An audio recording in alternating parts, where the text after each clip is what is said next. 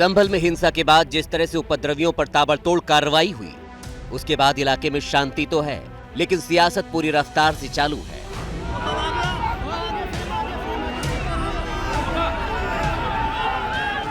Samajwadi party और कांग्रेस संभल जाने पर अड़े हुए हैं। बुधवार को राहुल गांधी और प्रियंका संभल जाने के लिए गाजीपुर बॉर्डर पहुंचे तो समाजवादी पार्टी कहीं दूर दूर तक नहीं दिखी।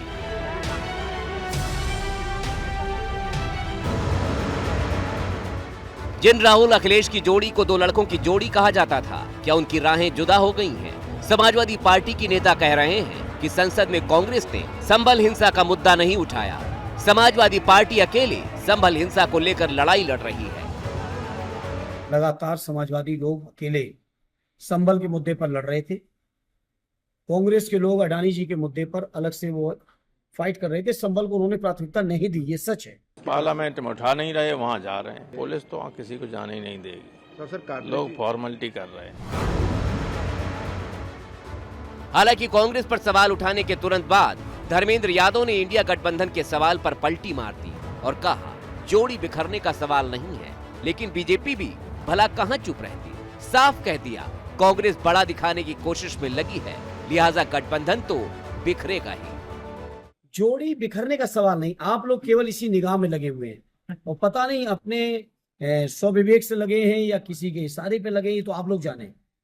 इंडिया गठबंधन मजबूत है अपनी जगह। कांग्रेस अपने स्वार्थ में सब कर रही है, अपने आप को बड़ा बताने के चक्कर में अब लड़ाई अंदर की ये होगी। तो ये सारे गुट बिखर गए हैं, क्योंकि इनकी विचारधारा पहले भी एक नहीं थी। मोदी जी को हराना तो पता चला वो तो नेक्स्ट टू इम्पॉसिबल है। अब अपनी पार्टी अपने अस्तित्व को बचाने की लड़ाई चल। एक तरफ जहां संभल में सियासत तेज है, तो वहीं सीएम योगी फुल एक्शन में हैं। योगी ने अधिकारियों को निर्देश दिया है कि एक भी उपद्रवी बचना नहीं चाहिए। उपद्रवियों से पूरी कठोरता से निपटा जाए, उपद्रवियों से नुकसान की वसूली की जाए, अराजकता फैलाने वालों के पोस्टर लगाए जाएं। इसके अलावा उपद्रवियों को हर हाल में गिरफ्तार किया जाए। संभल हिंसा में शामिल कई उपद्रवियों के पोस्टर पहले भी जारी हो चुके हैं।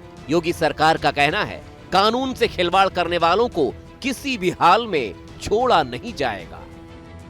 शांति व्यवस्था को चोट आघात पहुंचाने वालों को किसी भी कीमत पर हमारी सरकार बख्शने का काम नहीं करती है।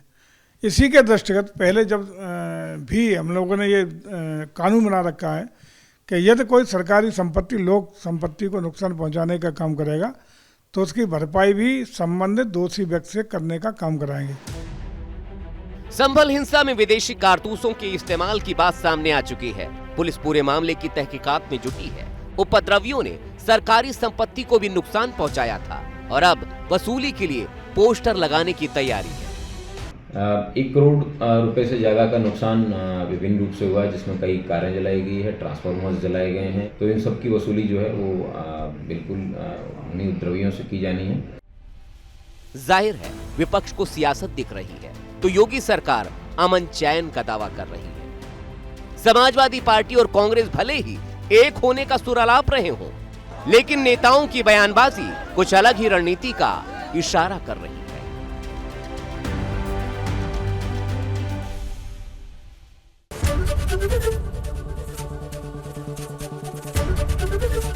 एबीपी गंगा, खबर आपकी, जुबान आपकी।